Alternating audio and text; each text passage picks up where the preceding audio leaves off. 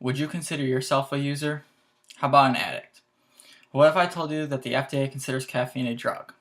I would not call myself either one of those, even though I consume caffeine on a daily basis. Actually, today I have drank this Starbucks frappe that has 65 milligrams of caffeine and 2 sun drops, each with 64 milligrams of caffeine. That's a total of 183 milligrams of caffeine.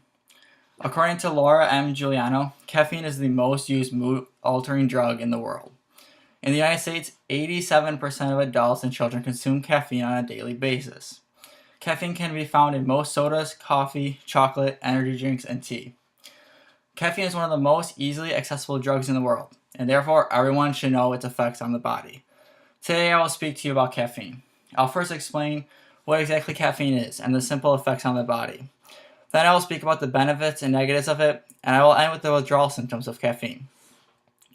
So what is caffeine? Let me first start off by telling the legend behind caffeine, stated by Ken Sokowitz. Sokowitz said that over 1,000 years ago, a goat herder named Kaldi watched his goats eat some berries off of a bush. Kaldi noticed that his animals would run and jump around tirelessly, so he tried the berries. These berries were coffee beans, and Kaldi ate them until a religious leader told him not to because it made Kaldi so happy.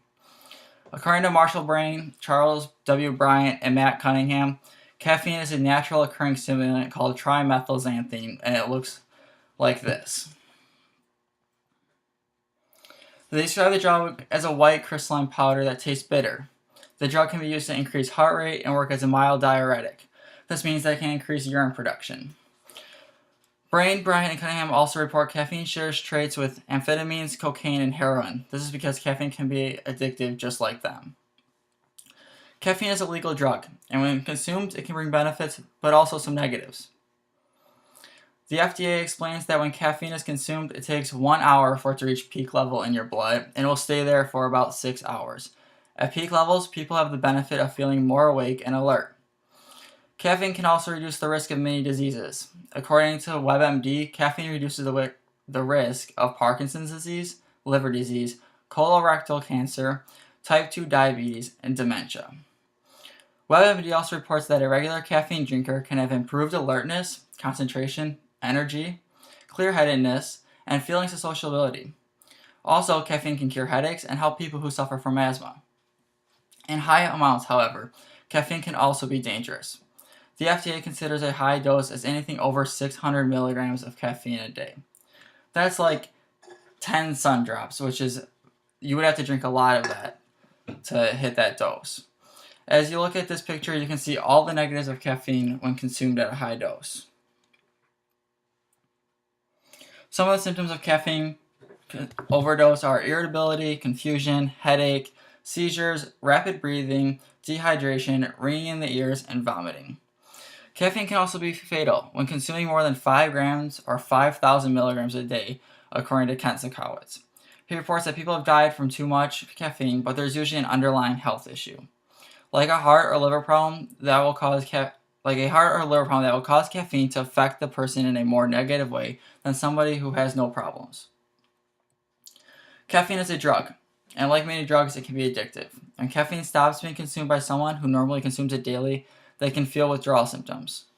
Laura Giuliano did a study on caffeine abstinence in people who normally consume caffeine every day. After having no caffeine for 16 hours, she reported all of the withdrawal symptoms.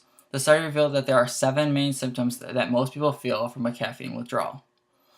The most common symptoms was fatigue or drowsiness. This makes sense since most caffeine consumers use caffeine to help them stay awake.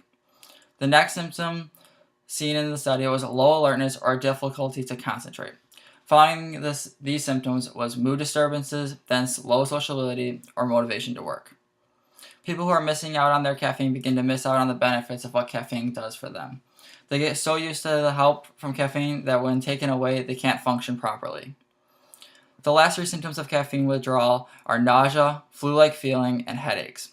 So even though caffeine can cure headaches, it can also cause them when they're taken away. When I stop drinking caffeine for more than a day, the first thing I feel from it is a headache. But once I drink a pop, my main caffeine source, it goes away. Now that I have reviewed the withdrawal symptoms of caffeine, I would like to finish my speech with just a few main points. Caffeine is a drug, and when consumed in moderate amounts, it can be very beneficial to the body. but when it's taken in high amounts, it can cause damage and even kill. Lastly, since caffeine is a drug, it can cause an addiction that is hard to quit. And when quitting this addiction, it can and will come with some withdrawal symptoms. Now let me ask you the same question I did before. Are you a user? Because actually, being a user of caffeine can be a good thing when done properly.